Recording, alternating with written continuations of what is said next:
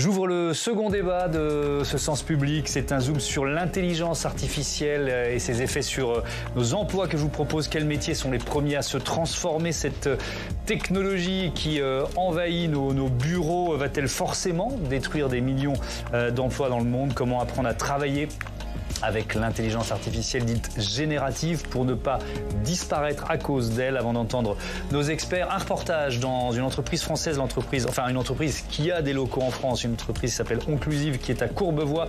Plan de licenciement de près de la moitié des salariés français. Ils seront remplacés par un logiciel. Audrey Butaz. Denis est l'une des premières victimes de la guerre entre les humains et les machines. Depuis 30 ans, il écrit des revues de presse pour des institutions publiques françaises ou des sociétés du CAC 40. Dans 3 mois, son entreprise va le remplacer par une intelligence artificielle qu'il n'a jamais vue. Est-ce qu'une machine saura encore une fois faire la part du bien, du mal, sentir la nuance d'un discours quand quelqu'un ment ou quoi que ce soit? Dans l'entreprise, on insiste toujours sur la loyauté des employés par rapport à sa direction ou par rapport à l'entreprise. Et finalement, on sent qu'on va être, on passe par pertes et profits. C'est pas un sentiment agréable. En tout, sa société Onclusive va supprimer la moitié de ses effectifs en France. 217 emplois très qualifiés sur 447. Une mesure justifiée selon elle par un tournant technologique pour assurer sa pérennité. Nous introduisons de nouvelles technologies et de nouveaux outils qui offriront à nos clients un service plus rapide et plus fiable. Cela inclut l'apport de l'intelligence artificielle. Cependant, tout programme de transformation de cette ampleur nécessite des décisions difficiles, y compris un plan de licenciement associé. Onclusive annonce que 23 nouveaux postes seront créés. Pour tous les autres, des négociations ont commencé entre les syndicats et la direction. Des syndicats qui disent vouloir lancer l'alerte. Ils sont les premières victimes de l'intelligence artificielle, mais toutes les entreprises du tertiaire pourraient être concernées. Le gouvernement nous dit oui, ça va créer de l'emploi. Aujourd'hui, nos outils d'intelligence artificielle qui sont censés, ils ne sont pas fabriqués en France. Donc là, l'emploi, je ne le trouve pas. Voilà, on supprime 217 postes. Mais l'outil n'est pas fabriqué en France. Donc là, la création d'emplois sur l'IA, je ne la vois pas. Chez Onclusive, les premiers départs auront lieu dès janvier 2024. L'intelligence artificielle dernière génération va-t-elle détruire des dizaines, voire des centaines de millions d'emplois dans le monde? C'est la question centrale de notre débat. Je vous présente mes invités. Marion Carré, bonsoir. Bonsoir. Bienvenue. Vous êtes cofondatrice, présidente de la start-up AskMona et enseignante à Sciences Po Paris. Blaise Mao, bonsoir. Bonsoir. Bienvenue à vous, cofondateur, rédacteur en chef du magazine Uzbek et Rika. Juan Sébastien Carbonel, bonsoir et bienvenue. Sociologue du travail et postdoctorant à l'École normale supérieure de Saclay. Laetitia Krupa, évidemment, est restée à mes côtés, éditorialiste politique dans la première et la seconde partie, ça n'a pas changé, évidemment. Tiens, un chiffre pour commencer, il va sûrement vous faire réagir. Il nous vient de la banque Goldman Sachs, il date du mois de mars dernier, la banque qui évalue les remplacements de postes. L'IA pourrait remplacer l'équivalent de 300 millions d'emplois. Est-ce que vous êtes aussi pessimiste, Marion Carré ? Est-ce qu'on est face à une destruction massive d'emplois? Il se pose d'ailleurs une vraie question aussi de société. Le temps qu'on va gagner si on est remplacé de plus en plus par des machines, c'est une vieille question, mais à quoi on va l'utiliser? À mon sens, l'enjeu, il est plutôt sur la transformation des emplois, oui. Plus que sur le remplacement. Il y a récemment une étude qui a été publiée par l'Organisation internationale du travail, qui est un organisme des Nations Unies, qui mettait l'accent sur le fait qu'effectivement, on est face à une transformation. Donc ça veut dire qu'on va avoir des impacts sur la qualité des emplois, la cadence aussi potentiellement, l'intensité, plus que sur un remplacement. Et en fait, sur la plupart des emplois, il y a un certain nombre de tâches où on peut être complété par des intelligences artificielles, mais il y a peu d'emplois dont 100% des tâches peuvent être remplacées par des IA, et d'autres, comme si on pense par exemple, je ne sais pas, aux pompiers, où ce type de métier, c'est complètement impossible de substituer par une IA. On reviendra aux détails métier par métier, tâche par tâche. Blaise Mao, des machines qui remplacent nos emplois, enfin bon, le thème n'est évidemment pas nouveau, sauf que ça touchait plutôt des emplois manuels. Là, l'intelligence artificielle, notamment la dernière génération, l'IA dite générative, ça fait valser le débat, ça change le débat en quelque sorte. Oui, ça change la donne parce qu'effectivement, jusque-là, on parlait de machines remplaçant des emplois physiques, notamment les machines industrielles qui ont remplacé les cols bleus dans les usines. Là, ChatGPT et la nouvelle génération d'intelligence artificielle générative, c'est une révolution pour les cols blancs, c'est une révolution pour les professions créatives, pour les métiers de journaliste, d'illustrateur, de doubleur, de traducteur. Je pense que c'est ça qui change. Après, je rejoins ce qu'a dit Marion, c'est ni une totale destruction, ni plein de création d'emplois. Ça va être un peu des deux. Mais ça va surtout là, les salariés, pardon de vous interrompre, mais les salariés de l'entreprise inclusive qui vous entendent dire ça, ils disent, oui, vous êtes bien gentils, mais enfin, nous, là, les 200 et quelques emplois, ils sont perdus, quoi. Là, ils sont perdus. Il faut rappeler que c'est une entreprise qui fait de la veille média. Donc, on est peut-être sur une tâche qui est plus facilement automatisable que d'autres. Quoique, on verra dans le temps. Il faut voir où ils en sont dans un an. Je pense que ce qui est intéressant, c'est de voir qu'il y a plein d'entreprises qui ont peur de rater ce train-là. Et donc, qui prennent des décisions très hâtives. Je vais prendre un exemple dans le secteur des médias, qu'on connaît bien.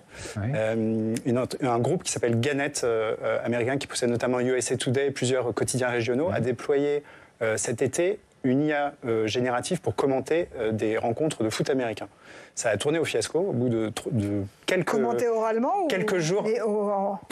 Écrit. Du texte écrit généré automatiquement. Un outil assez comparable à ChatGPT, ça s'appelait LED IA, Artificial Intelligence. Et en fait, ça crée des phrases complètement absurdes du genre une rencontre athlétique du 3e type ou un match qui évite les freins et passe à la vitesse de la victoire. Donc, on a l'impression d'un mauvais doublage, bad buzz sur les réseaux sociaux, et tout le monde a rétro-pédalé. Ce qui est intéressant, c'est de voir qu'il y a un progrès de cette, pardon de vous interrompre, mais les progrès de cette intelligence artificielle générative, ils sont dingues, quoi. C'est-à-dire que la version 1, ou alors c'était peut-être la 2, je ne sais pas qui donnait ça, mais la version 3, elle est encore meilleure, la 4, enfin, je pense que cet argument-là, il vaudra peut-être plus dans 1 ou 2 ans. Vous voyez, ils sont très rapides, mais ce qui est intéressant, c'est pas seulement de voir l'inquiétude d'un grand remplacement par des robots, c'est de voir la vitesse avec laquelle les gens se sont emparés de ces outils-là. Ça, c'est une vraie question et on y reviendra évidemment. Je reste, Juan Sébastien Carbonell, sur l'entreprise qu'on a suivie en reportage. L'intelligence artificielle est-elle la seule responsable finalement de ce plan de licenciement? Parce que ça peut aussi être un argument que des patrons donnent pour justifier des licenciements. Non, vous avez entièrement raison, dans le sens où, pour moi, lorsqu'on parle d'intelligence artificielle, de nouvelles technologies de façon générale, il faut toujours les inscrire dans un contexte économique. Et dans le cas de cette entreprise inclusive, c'est un plan social, en quelque sorte, qui est justifié par de l'intelligence artificielle. Et pourtant, l'entreprise perdait déjà des millions dans la rentabilité, dans les chiffres d'affaires, des choses comme ça. Donc, on a l'impression que l'entreprise utilise ça comme une excuse, et les syndicalistes eux-mêmes de l'entreprise formule plutôt l'hypothèse que c'est un PSE présenté comme un moyen pour que l'entreprise soit mieux revendue juste après. Plan social en prévision de rente, mais il n'empêche que ces salariés, ils sont quand même remplacés par un logiciel, par une intelligence artificielle. Après, je suis d'accord avec ce qu'a dit mon collègue, c'est que rien ne dit que ce modèle-là soit viable sur le moyen terme. Parce qu'on a présenté des usines du futur, des usines sans salariés, sans travailleurs, sans travailleuses, mais la plupart de ces exemples d'usines du futur appartiennent au passé, c'est-à-dire que la plupart d'entre elles, sinon la totalité, ont fermé. Ça marchait pas. Et se sont révélés des échecs retentissants. Alors, quels métiers sont principalement concernés? On va détailler un peu cet aspect des choses avec d'abord, là aussi, un chiffre que je vous propose, puisque là, on parle d'une entreprise inclusive. Bon, voilà, ça concernait, c'est un drame pour tous ceux qui ont été licenciés. Je ne veux pas sous-estimer, mais il y a 400 et quelques salariés dans cette entreprise à Courbevoie. Bref, là, je vais vous donner un autre exemple qui est celui de British Telecom. Donc là, on est dans un géant de l'économie mondiale qui prévoit de licencier 55 000 personnes d'ici à 2030 et 20% d'entre elles pourraient être remplacées par l'intelligence artificielle. Là, on est sur évidemment une autre échelle de valeur. Quels métiers sont concernés? Vous l'avez cité, l'étude de l'Organisation internationale du travail, Marion Carré, on va voir apparaître les métiers moyennement ou fortement exposés. Employés de bureau, 58% des tâches moyennement exposés, 24% fortement exposés. Profession intermédiaire, on est à 25% des tâches moyennement exposées. Profession intellectuelle et scientifique, 25%. Travailleurs des services et de la vente, 17%. Manager, on y reviendra, au manager et au patron, 13%. Il y a un élément intéressant, Marion Carré, c'est que dans ces employés de bureau, il y a beaucoup de femmes. Donc ça veut dire que les femmes seraient plus impactées par le déploiement de l'intelligence artificielle dans les prochains mois, dans les prochaines années? Effectivement, vous touchez un point clé. Il y a cette étude qui le mentionne. Il y en a d'autres qui corroborent ces chiffres sur le fait de dire qu'effectivement, ces emplois de bureau, ils sont plus occupés par des femmes et que du coup, il y a un impact plus important pour les femmes.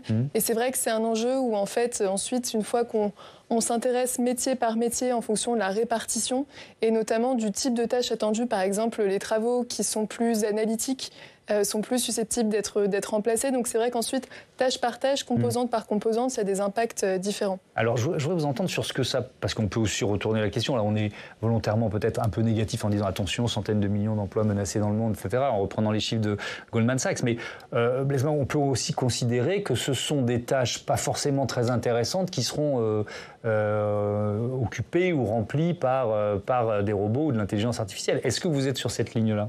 Je pense que c'est ça qui va être intéressant de voir, c'est la manière dont on s'approprie ces outils. Oui. Aujourd'hui, ceux qui se les sont déjà appropriés depuis le début de l'année ont pu voir les limites et les avantages de ChatGPT, par exemple. Prendre l'IA générative la plus... Oui, parce qu'il est un peu partout. Il faut rappeler que Microsoft a racheté, ou en tout cas a fortement investi dans l'entreprise qui OpenAI qui sort ChatGPT. Il y avait besoin des serveurs de Microsoft. On a cette technologie, enfin moi je ne l'utilise pas, mais bon, on a cette technologie sur le Microsoft 365, pardon de faire de la pub, hein, mais qui est utilisé par des millions et des millions de personnes dans le monde. Donc il y a des millions et des millions d'utilisateurs déjà de cette technologie. Google est sur une offre concurrente, etc. ChatGPT, c'est 1 million d'utilisateurs en 5 jours quand les 5 premiers jours de son ouverture au grand public, 100 millions en 2 mois. C'est plus qu'aucun outil, aucune plateforme technologique dans l'histoire. On peut juste rappeler jamais une nouveauté s'est fait à une place aussi vite. En 2 mois. Il n'y a jamais eu autant de early adopters, comme on dit, d'une application. Juste rappeler si c'est gratuit ou pas. Alors, il y a une version gratuite qui est évidemment pas la version la plus qui rame, c'est ça, oui. Et les utilisateurs premium ont accès depuis quelques jours à une version qui permet de parler et de générer de la conversation à partir de photos. Donc ça va très vite, effectivement, pour rejoindre ce qu'on disait tout à l'heure. Après, je pense que ceux qui n'ont pas utilisé ces outils-là sont vraiment dans un fantasme de remplacement, et ceux qui ont commencé à s'en emparer sont capables de distinguer ce qui est utile, ce qui est précieux et ce qui est vraiment pénible. Votre avis sur la qualité des tâches réservées aux humains, Sébastien Carbonel? Est-ce que effectivement l'intelligence artificielle, ces nouvelles générations, vont nous permettre de nous délester des tâches rébarbatives ou pas? Alors, à mon avis, il faut faire une distinction importante tout d'abord entre emploi et tâche. Et quand on parle de remplacement, de substitution, on fait cette confusion-là. Et comme l'a dit Marion Carré, les nouvelles technologies au travail, ce qu'elles font, c'est qu'elles remplacent certaines tâches et non pas nécessairement des emplois. Et donc elles viennent complémenter ou augmenter le travail des travailleuses et des travailleurs et donc modifier. Et là, en mieux ou pas? C'est ce que j'allais dire. C'est-à-dire qu'en général, c'est pas forcément en mieux. Pourquoi? Parce qu'il y a des dynamiques de déqualification puisque ces nouvelles technologies prennent en charge une partie des qualifications qu'avaient ces salariés-là. C'est un peu contre-intuitif pour moi, honnêtement, parce que je suis surpris, mais non, mais parce que voilà, on se dit si c'est une tâche répétitive, pas très intéressante. Voilà, autant se concentrer sur l'autre partie de son métier. Vous voyez ce que je veux dire? Oui, tout à fait. Non, plus une tâche est répétitive, plus facilement elle est automatisable. Ça, c'est vrai, c'est ce que disent la plupart des économistes, etc. Mais les directions d'entreprise peuvent aussi utiliser ces nouvelles technologies pour augmenter leur contrôle sur le processus de travail. Et donc pouvoir décider plus facilement le rythme de travail et la façon de travailler. Et donc on voit bien comment ces nouvelles technologies peuvent avoir une dynamique de déqualification. Sachant que la déqualification n'est pas unilatérale et il peut y avoir également dans certains cas des formes de requalification, mais ce sont souvent des nouveaux métiers, disons, un peu minoritaires par rapport à la masse de déqualification des salariés.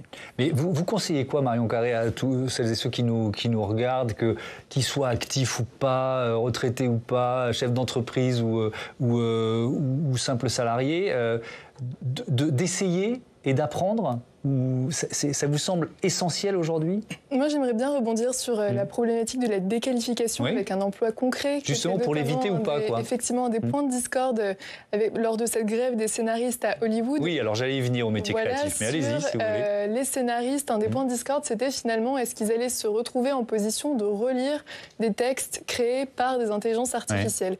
Et c'est vrai que là, on a une déqualification parce qu'on passe d'un acte de création à un acte de relecture, ce qui est effectivement moins qualifié. Donc heureusement, c'est pas le même salaire. Et aussi sur lesquels ils ont pu l'emporter. Alors je vais juste ouvrir une parenthèse et puis je vous laisserai conclure après.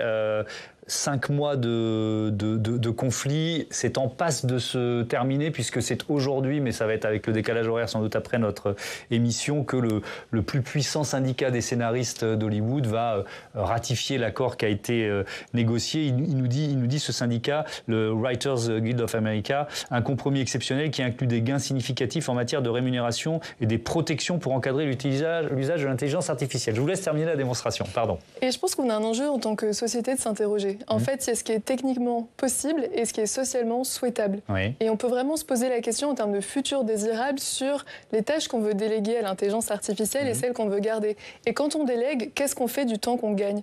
Et je pense que c'est un vrai sujet, notamment dans les métiers de service et d'accompagnement, des loisirs, pourquoi pas, ou peut-être passer plus de temps à accompagner certains usagers, par exemple dans des emplois publics au contact avec les usagers. Donc en fait, il y a plein de réponses sur où est-ce qu'on veut gagner du temps, qu'est-ce qu'on veut garder et qu'est-ce qui est important de laisser entre les mains des humains et qu'est-ce qu'on fait de ce temps-là. Je vais rester, on reviendra au métier créatif, mais je trouve ça passionnant ce que vous levez, donc on va le creuser un peu ce thème-là. Blaise Mao, c'est effectivement un enjeu de société, mais est-ce que c'est pas déjà trop tard pour se poser la question? Ah non, pas du tout. Je pense que ça va très vite. Tout le monde est en train de l'adopter, c'est ce que vous nous dites. Tout le monde est en train de l'adopter, mais il n'est jamais trop tard. De la planète, c'est pas tout le monde, mais quand même. Je pense qu'il faut faire attention à ne pas prendre des décisions hâtives, soit pour des effets de communication, soit par peur d'être doublé par la concurrence. Donc il faut être raisonnable, il faut peut-être réfléchir à l'élaboration de chartes à l'échelle d'entreprise. Ça peut être un premier pas pour associer aussi les citoyens et les employés à cette réflexion démocratique. Je rejoins Marion sur ce point. Après, ce qui est intéressant, c'est effectivement qu'est-ce qu'on gagne comme temps pour faire quoi? C'est la grande promesse de l'histoire technologique, gagner du temps de cerveau disponible pour se libérer, faire des activités plus créatives, plus intellectuelles. Et la réalité, c'est aussi qu'on n'a jamais eu autant de spam et de mails à gérer, qu'on n'a jamais eu autant de réunions qui servent à rien, que dans plein de métiers, en fait, ce temps-là s'est rempli d'une manière qui n'était pas forcément souhaitable. Donc il y a une vraie réflexion à mener à l'échelle de quasiment de chaque entreprise sur effectivement le périmètre idéal d'un usage de l'intelligence artificielle. Votre avis là-dessus, Sébastien Carbonel, est-ce que c'est effectivement à la dimension de chaque entreprise? Est-ce que c'est aux États de définir finalement cet usage de l'intelligence artificielle et ce à quoi on utilise le temps gagné? Oui. Je veux revenir sur un exemple qui ne porte pas directement sur l'intelligence artificielle, mais qui nous concerne toutes et tous, c'est celui du télétravail. Le télétravail a été présenté comme une révolution aussi dans le monde du travail, la possibilité que des individus, par exemple, n'aient pas à se rendre au travail et donc qu'ils gagnent tout ce temps de transport pour justement des loisirs. Mais la plupart des enquêtes, notamment celle de la DARES, qui est la direction de l'animation de la recherche du ministère du Travail, montrent que ce temps de transport qui a été pris par le salarié ensuite a été transformé en temps de travail, avec beaucoup d'effets négatifs sur la santé, sur par exemple des troubles de sommeil, des problèmes dans le fait de tenir une posture beaucoup plus longtemps, des choses comme ça. Et on voit bien comment une technologie qui est présentée comme potentiellement émancipatrice, qui libérerait des individus... les aliène d'autant plus. Oui, voilà, exactement, nous aliène d'autant plus ou nous soumet d'autant plus au travail. Oui, mais alors là, on revient et je repose la question sur le périmètre parce que en fait, ça dépend presque de chaque salarié, ce que vous nous décrivez. Pour certains, le télétravail, ça va être vraiment un progrès, vraiment un gain, etc. Pour d'autres, ça peut être aliénant, effectivement. Donc, à quel niveau on décide, et là je reviens à la question de l'intelligence artificielle, de la façon dont on va l'utiliser? Est-ce que c'est entreprise par entreprise ou est-ce que c'est un État qui doit prendre cette décision? Je pense qu'il y a un enjeu déjà au niveau de l'entreprise, c'est-à-dire que les syndicats, les organisations de salariés devraient pouvoir aussi avoir leur mot à dire sur l'organisation du travail, sur l'introduction d'une nouvelle technologie, sur quelle technologie doit être utilisée et aussi sur les effets et les contreparties à l'introduction d'une nouvelle technologie. Donc c'est un premier début, c'est une première échelle de régulation et je pense que plutôt au niveau de l'État, on ne doit pas se poser seulement la question de la régulation d'un usage, mais aussi se poser la question de, en amont, est-ce que des intelligences artificielles devraient être introduites, devraient prendre ce genre de décision, devraient être tout simplement introduites dans le monde du travail de telle façon. Qu'on en a forcément besoin? Est-ce qu'on en a besoin pour tous les métiers, etc., etc. Des vraies questions. Et c'est pour ça que je redis un peu, peut-être que dans certains secteurs, c'est peut-être un peu trop tard déjà, parce que quand la technologie s'est développée aussi vite. Bref, on va se concentrer, comme promis, sur la question des métiers créatifs. Vous avez évoqué les scénaristes d'Hollywood. Je vous propose d'écouter la réaction de l'un d'entre eux. Il s'appelle David Radcliffe et il nous parle de cette vitesse de développement, justement, de l'intelligence artificielle. L'intelligence artificielle va tellement vite. Il fallait vraiment faire cette greffe pour être certain de sécuriser notre rôle de scénariste avant d'être remplacé par un truc qu'on ne peut même pas prévoir. Donc oui, j'ai hâte de voir ce qui a été négocié.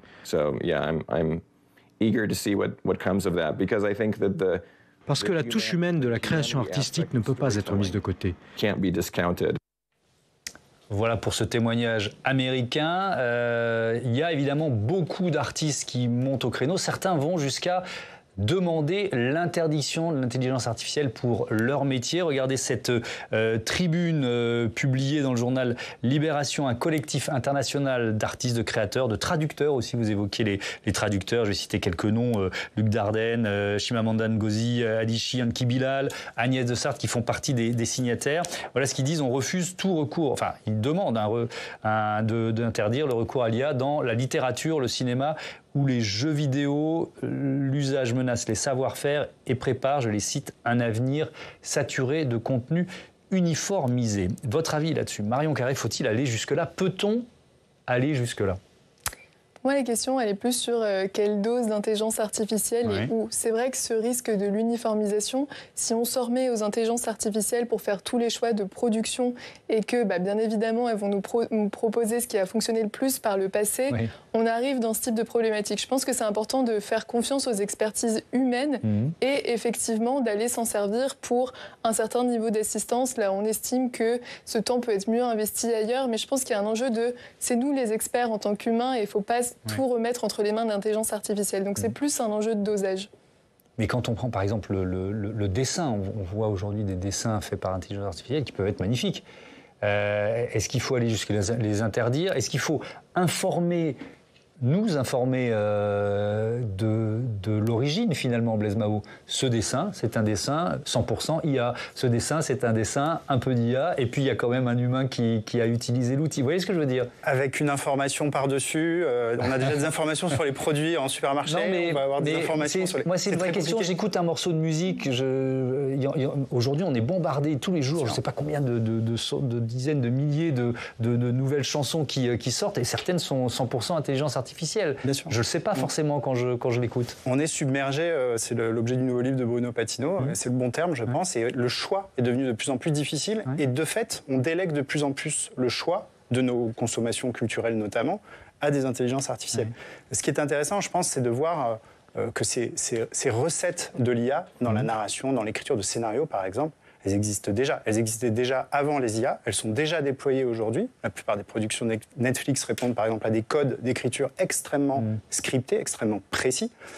Moi, ce que je trouve intéressant, c'est de voir qu'il y a eu une mobilisation. Alors 5 mois, ça paraît très long. Et les studios étaient en panique parce que ça coûte très cher, cette grève. Bien sûr. Mais 5 mois, c'est finalement assez peu pour obtenir des vrais acquis du côté des scénaristes. On verra si les acteurs obtiennent aussi des... Mais on ne se pose jamais la question de la qualité. Vous parlez, par exemple, de musique faite par l'IA, mais est-ce que c'est aussi qualitatif que une musique créée par un homme? Est-ce qu'un texte... Ça dépend, il y a des mauvais... C'est une question de goût. Bon, il y a des tubes qu'on peut juger mauvais dans leur qualité, et pourtant ça a touché le grand public. Vous voyez ce que je veux dire? Donc, on avait interrogé François Pachet de Spotify, qui est le monsieur IA de Spotify, qui nous disait qu'aucune chanson composée à 100% par une IA n'avait jamais fait pleurer quelqu'un. Voilà. Donc peut-être que ce jour-là, espérons que ça dure. Ça sera peut-être une frontière. Ce qui est intéressant, je trouve, c'est de voir que confrontés à des problématiques de remplacement, ces métiers-là se sont mobilisés très vite et ont obtenu très vite des concessions. Là, les scénaristes, on parle de... Si des scénarios ont été générés par une IA et qu'ils les retravaillent, ils en sont considérés comme le seul auteur à l'avenir, et ils auront la même rémunération. Donc ça a été une belle négociation, on peut dire ça comme ça. De même que la question des IA qui sont entraînées en fait sur des œuvres, et ils ont obtenu qu'elles ne soient pas entraînées sur des œuvres qui ont été créées par des scénaristes syndiqués. Ça touche beaucoup d'autres métiers du cinéma. Il y a les cascadeurs par exemple, parce que en fait, l'IA permet de recréer l'image d'un cascadeur, notamment en fond de plan, et donc ils ont peur les cascadeurs que finalement on capte leur mouvement et puis que ce soit recréé et d'une façon assez bluffante par l'intelligence artificielle. Et puis il y a les acteurs. Regardez ce post sur Instagram signé Tom Hanks.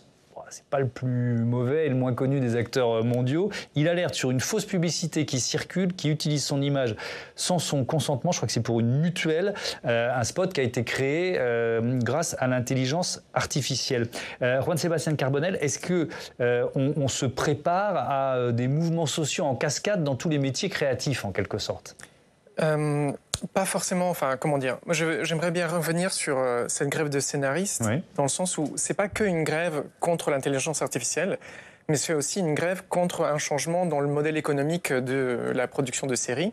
Parce que ce que disent la plupart des scénaristes et des grévistes, c'est que auparavant, les séries duraient très longtemps, les scénaristes travaillaient sur 40 semaines, et grâce au nouveau modèle du streaming, en réalité, ils travaillent moins longtemps, jusqu'à 20 semaines, et donc ils se sont trouvés à chercher beaucoup plus de travail entre des périodes de chômage beaucoup plus longues, etc.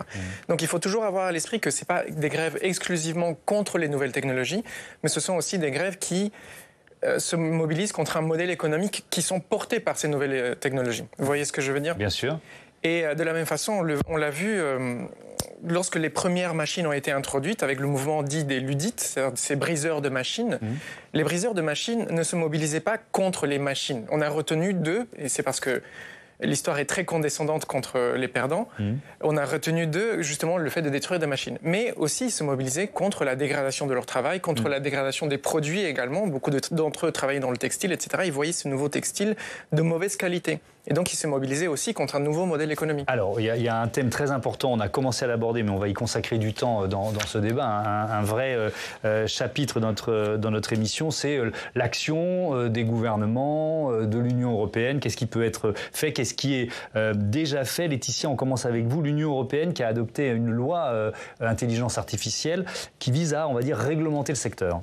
Oui, ça date de 2021, donc c'est pas tout récent. Et puis on continue à discuter dans l'Union européenne, le Parlement, la Commission, les États membres. On est en pleine discussion sur l'IA. Il y a déjà des mesures restrictives qui ont été votées dans cette IA Act. C'est quoi l'idée de cette loi? L'idée, c'est de faire une classification en fonction des risques. De nouvelles technologies qu'on ne connaît pas encore, qui vont arriver sur le marché. Et donc, en fonction du risque, elles sont autorisées ou pas. Par exemple, reconnaissance faciale, tout de suite, ça a été interdit. Il y a aussi la cotation sociale. Vous savez, noter, ça a fait... Alors, je fais un petit aparté, mais l'objet d'un génial épisode de Black Mirror. Notation sociale, comme ça, donc ça a été interdit. C'est ce qui existe en Chine, notamment. Voilà, donc on comprend bien que c'est un garde-fou, quand même, contre un développement anarchique de l'IA qui viendrait... remplacer tous les humains et puis voler tous les jobs. Qui est en charge? Chaque État a son mot à dire, c'est ça? Là, ça pose un tout petit peu problème parce que chaque État est chargé de contrôler la régularité des technologies de l'IA. En France, ça devrait être la CNIL qui devrait s'en charger. D'accord. Et Bruno Le Maire pose les enjeux. Il est rentré dans le débat de l'intelligence artificielle européenne. C'était cet été pour nous dire quoi? Pour nous dire, alors il ne nous parle pas du tout de régulation et de réglementation. On va l'écouter. Il est un peu comme ça, un petit peu dans l'épopée, on va dire, du siècle. De guerre économique contre les GAFAM, c'est ça? Exactement, c'était en juillet, c'était aux rencontres économiques de Aix-en-Provence. L'intelligence artificielle générative va nous permettre pour la première fois depuis plusieurs générations de retrouver de la productivité, d'être plus efficace. Je plaide donc, avant de poser les bases de la régulation de l'intelligence artificielle, que nous fassions de l'innovation, que nous investissions et que nous nous fixions comme objectif d'avoir un Open AI européen sous 5 ans avec les calculateurs, les scientifiques et les algorithmes nécessaires. C'est possible.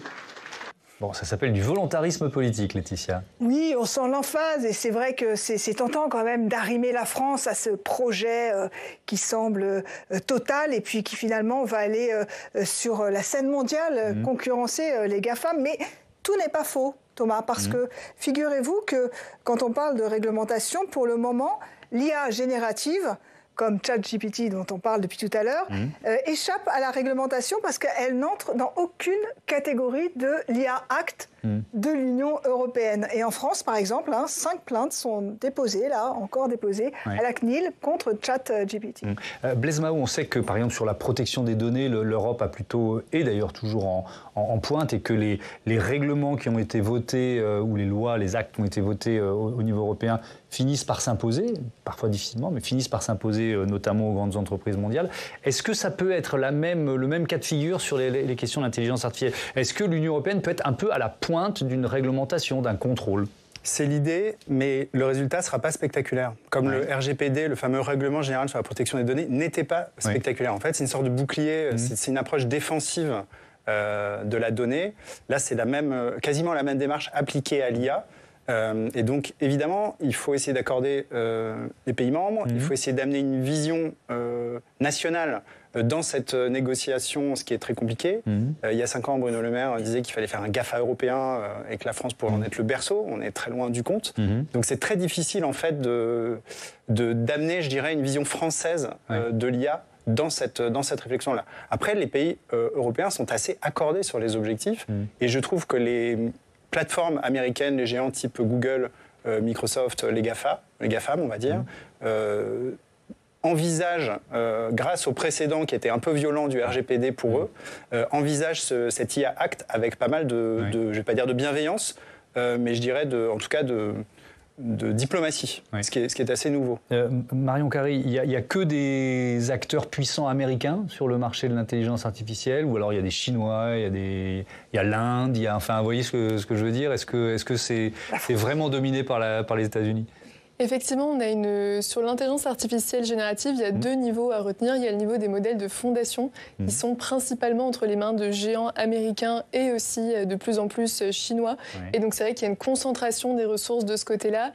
Et après, il y a le niveau des applications où là, il y a des entreprises de tous bords qui développent des usages de l'intelligence artificielle appliqués à des problématiques métiers plus spécifiques. Mais donc c'est vrai que pour l'instant, on a quand même une concentration et ça, c'est aussi lié à l'aspect des données, puisque les grands ensembles de données qui sont nécessaires pour entraîner ces modèles sont souvent captés par les mêmes acteurs.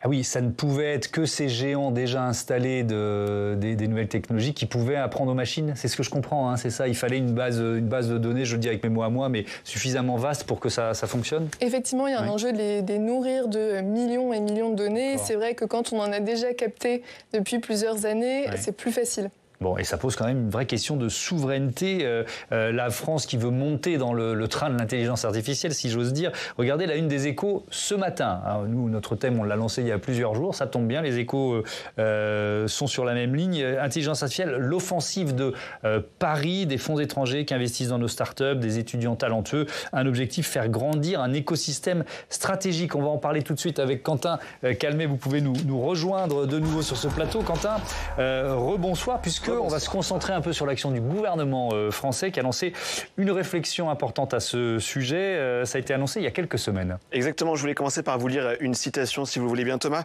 L'arrivée récente de l'intelligence artificielle au cœur de notre quotidien a révélé le potentiel de cet outil numérique et soulève de très nombreuses questions. C'est ce qu'écrit Matignon dans un communiqué il y a quelques jours, avec ce paradoxe, effectivement, entre opportunité et inquiétude de l'autre côté, que la Première ministre a lancé, donc c'était le 20 septembre, le tout premier comité sur l'intelligence artificielle avec plusieurs ministres autour de la table. On a vu celui du numérique, c'est logique, mais aussi Bruno Le Maire, le ministre de l'économie, ou encore le garde des Sceaux, c'est peut-être plus inattendu, Éric Dupond-Moretti. Et écoutez, lorsque Elisabeth Borne a présenté ce comité, c'était devant le MEDEF en août dernier. Et notre objectif, c'est d'abord de maîtriser toute la chaîne de valeur, des algorithmes aux supercalculateurs, c'est d'anticiper aussi les impacts économiques et sociaux, et puis c'est de protéger à la fois les créateurs et puis les données personnelles. Donc c'est toute une stratégie que nous devons mener, qui concerne beaucoup de secteurs. C'est pour ça que, comme l'a proposé Bruno Le Maire, moi je vais créer un conseil stratégique de l'intelligence artificielle que je présiderai, qui nous permettra de prendre en compte la globalité de tous ces sujets. Alors on parle d'un comité de 15 personnes qui le composent. Eh bien, il s'agit d'acteurs du privé comme d'experts, de personnalités françaises et internationales. On pense à Cédric O, ancien ministre du numérique, ou encore du directeur actuel, directeur général de Dassault Systèmes, ou encore d'une syndicaliste de la CFDT spécialisée sur ces sujets, car il va être notamment question d'emploi avec ce comité. C'est un des 4, même 5 thèmes sur lesquels ils vont plancher. Regardez, il y a d'abord la souveraineté française, ensuite l'impact sur l'économie et l'emploi, on en parlait, les questions éthiques et sociétales, et aussi les conséquences sur les services publics, et enfin les conséquences sur la culture, avec un comité aussi consacré à ce thème qui sera rattaché à ce comité principal. Résultat des travaux, Thomas, dans 6 mois, en mars, avec des propositions concrètes, promettent les administrateurs de ce comité. On verra d'ailleurs s'il y a des dispositions législatives dans la foulée qui sont proposées. Merci beaucoup Quentin. Je me tourne forcément vers vous, Marion Carré, parce que vous faites partie justement de cette, on va dire, branche culture qui va travailler autour de ce comité. Qu'est-ce qu'on peut en attendre? C'est quoi l'idée générale? Définir une voie française en quelque sorte? Alors effectivement, l'enjeu, c'est de pouvoir faire un tour d'horizon des enjeux et à la fois donc, que ce soit des problématiques mais aussi des opportunités pour pouvoir arriver avec des propositions justement concrètes vis-à-vis de ces enjeux-là. Parce que la ligne, et on en parlait tout à l'heure, c'est vrai qu'il y a à la fois beaucoup d'opportunités à saisir et en même temps le fait de protéger un certain nombre d'acteurs. Et je pense que c'est toute la complexité de ce sujet, d'à la fois réussir à s'en emparer et en même temps de protéger les acteurs pour qui c'est nécessaire. Est-ce qu'il y a un retard français pour vous? Parce que voilà, ce qu'on sent derrière, là, dans les propos de Bruno Le Maire tout à l'heure, ou là de la Première ministre, il y a une volonté est-ce qu'il y a un retard et est-ce qu'il y a une volonté de le rattraper? Je pense qu'il y a un enjeu, tout va très vite, c'est ce qu'on était en train de se dire, et donc il y a un enjeu de effectivement prendre le train en marche, continuer à avancer, continuer à identifier les enjeux. Tout à l'heure, vous me posiez la question de qu'est-ce que peuvent faire les Français vis-à-vis de ça. Je pense qu'il y a vraiment un enjeu de se former en fait, et d'identifier les besoins en formation dans les différentes filières pour pouvoir permettre effectivement de ne pas avoir de fracture entre les personnes formées, non formées, celles qui s'en saisissent et les autres qui le font pas. Pour travailler avec. Exactement, se former pour travailler avec des IA, c'est quelque chose de, je pense, assez important, et notamment aussi se former à qu'est-ce qu'on peut attendre ou non d'une intelligence artificielle générative, parce qu'il y a un effet un peu baguette magique, et c'est vrai qu'on a l'impression que ça peut absolument tout faire, alors qu'il y a un enjeu de comprendre quels sont les bons usages, le bon niveau, et où placer l'IA générative au bon endroit. Mais Juan Sébastien Carbonell, est-ce que c'est pas quand même un gigantesque braquage auquel on a assisté? Parce que finalement, pour nourrir ces intelligences artificielles génératives, ils ont été puisés dans ce que tant de cerveaux humains ont créé, inventé depuis des décennies, sans forcément payer les droits. Absolument. C'est pour ça que certains collègues parlent des IA comme des machines interprétatives, c'est-à-dire le fait que ces machines utilisent les capacités d'interprétation de tout être humain, qui existent d'ailleurs dans non seulement les métiers intellectuels, mais aussi dans tout métier manuel. Frapper un clou avec un marteau nécessite également de l'interprétation, et pas seulement de la force physique. Mais dans les métiers qualifiés, ce travail est un peu plus complexe et un peu différent. Et donc ces machines interprétatives, elles exproprient en quelque sorte, ou du moins elles captent ces compétences, les standardisent, et ensuite on les répète, on les réplique sous la forme d'un algorithme, d'une intelligence artificielle. Donc oui, ces algorithmes peuvent faire ce que nous-mêmes nous faisons, mais je dirais toujours un peu moins bien. C'est-à-dire qu'il y a tout un tas de tâches que les machines ne pourront peut-être jamais faire. Comme les ordinateurs dans les années 80 ? Absolument. Mais peut-être qu'un jour, ces machines, ces intelligences artificielles, ces robots à intelligence artificielle vont peut-être remplacer les patrons. On regardait la question des managers et des tâches de managers qui peuvent être remplacées par l'intelligence artificielle. Regardez, on a deux éléments à apporter au débat. D'abord, ces images. Mika, c'est le surnom donné par une intelligence artificielle qui vient d'être nommée PDG expérimental par une entreprise polonaise. J'essaye de ne pas rigoler. La technologie en phase d'essai est jugée précieuse pour son expertise en analyse de données, mais certaines décisions importantes, restent quand même entre les mains des dirigeants humains. Cet autre robot qui est lui développé par Hanson Robotics, prénommé Sophia, vante, écoutez bien, son efficacité pour prendre les bonnes décisions. Je pense que les robots humanoïdes ont le potentiel pour diriger et avec un niveau d'efficacité supérieur à celui des humains. Nous n'avons pas les mêmes préjugés ni d'émotions qui peuvent parfois obscurcir la prise de décision. Et puis, nous pouvons traiter rapidement de grandes quantités de données afin de prendre les meilleures décisions. Blaise Mahaut, c'est une question presque philosophique, ça. Est-ce que l'intelligence artificielle peut prendre de meilleures décisions à la dimension d'une entreprise, par exemple, et d'un patron, ou d'un cadre dirigeant? Elle peut prendre des décisions d'optimisation. Ouais. Et elle peut prendre des décisions basées sur une obsession de la productivité. Et c'est là où c'est potentiellement dangereux. Ouais. Après, une IA, et notamment les IA génératives dont on parle depuis tout à l'heure, ne vont pas combler nos lacunes. Des IA génératives ne peuvent pas remplacer des enseignants, ne peuvent pas remplacer du personnel soignant dans les hôpitaux. C'est quand même important. C'est intéressant que vous parliez de la santé, parce que chaque fois qu'on fait un débat sur l'IA, je ressors la question des radiologues. Je n'ai pas d'obsession sur ce métier, mais c'est vrai que l'œil de l'ordinateur est plus précis que l'œil humain. Oui, mais pour faire toute la nuance de gris. Mais oui, mais est-ce qu'il y aura besoin d'autant de radiologues? Je pense qu'il faut un radiologue derrière pour analyser, mettre en regard, croiser, comparer, bien sûr. C'est comme les juristes, ils vont pouvoir se débarrasser, entre guillemets, de tout un tas de tâches peut-être pas très rigolotes quand on est clerc de notaire. Ok, mais allez, je pousse les arguments, sauf que quand on est médecin, il y a toujours la crainte, parce que c'est vrai on est une société de plus en plus judiciarisée, donc là, il y a la crainte du procès. Le médecin, le radiologue qui va oser aller contre la perception, le diagnostic, je cherchais le mot, de l'intelligence artificielle, pour dire « Ah ben non, elle s'est peut-être trompée, je vais prendre une autre décision ». Il faudrait qu'il ait un bon avocat. Ben voilà, on est bien d'accord. Donc voilà, on est c'est un métier à réinventer aussi d'une certaine façon. Je fais une blague, mais c'est vrai que tout est à réinventer, bien sûr. Oui. La question, mais on l'a vu avec la question de la consultation, de la téléconsultation, qui allait être dramatique, on allait perdre le rapport humain, et c'est vrai que ça pose des vrais problèmes, je pense, dans les zones isolées, dans les campagnes, le manque de proximité du personnel soignant. Mais on s'adapte avec ces technologies-là, on apprend à les utiliser.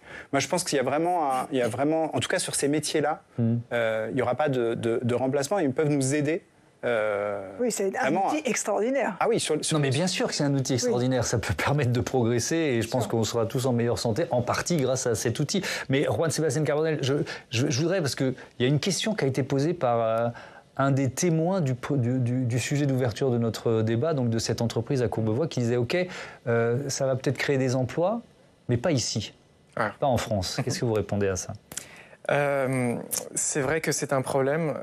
Du moins, tous les discours sur le futur du travail, la disparition des emplois, et surtout des emplois manuels, sont des discours assez eurocentrés, c'est-à-dire qu'ils se focalisent exclusivement à ce qui se passe en Europe, aux États-Unis, dans les pays dits du Nord, et ils sont assez aveugles à un phénomène qui est assez évident pourtant, qui est une augmentation du nombre de travailleurs manuels à l'échelle mondiale. C'est-à-dire que si aujourd'hui il y a moins de travailleurs dans l'industrie automobile française, il y en a beaucoup plus en Chine, au Mexique, en Europe de l'Est, en Turquie et de plus en plus au Maghreb où on fabrique la plupart des véhicules qu'on consomme. Sauf qu'on est en train d'essayer de relocaliser.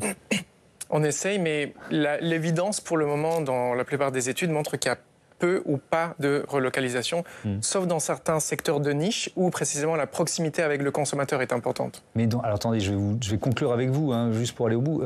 Ça veut dire quoi? Ça veut dire qu'il faut qu'on accepte de renoncer à certains métiers pour en faire d'autres? C'est-à-dire c'est-à-dire on laisse des métiers à d'autres parties du monde, ou alors on devient un continent d'oisifs qui profitent des loisirs. Enfin voilà, c'est une vraie question de société là aussi. C'est une question beaucoup plus compliquée que ça, dans le sens où, de la même façon qu'on voit des métiers industriels disparaître de la France, on voit d'autres métiers industriels apparaître toujours en France, notamment dans le secteur de la logistique. Aujourd'hui, il y a autour de 800 000 emplois ouvriers dans la logistique, ce qui est 4 fois plus que le nombre d'emplois industriels dans l'industrie automobile. Donc on voit bien que ce n'est pas qu'une question de disparition des métiers industriels, mais aussi l'apparition de nouveaux métiers industriels également en France. Merci beaucoup, merci à tous. C'était vraiment passionnant de vous entendre et de se nourrir de votre expertise sur ces thématiques. Blaise Mahaut, je vais renvoyer à votre magazine Uzbek et Rika qui traite régulièrement de ces thématiques. Merci à tous d'avoir participé encore une fois à ce débat. Demain, on célébrera les 65 ans de la Constitution de la Ve République. Ce sera l'un des thèmes de notre émission et ce sera aussi le thème de l'interview politique de la matinale, puisque demain, Oriane Mancini reçoit l'ancien président du Conseil constitutionnel, Jean-Louis Debré. Je vous souhaite une très belle soirée sur Public Sénat. Merci de votre fidélité.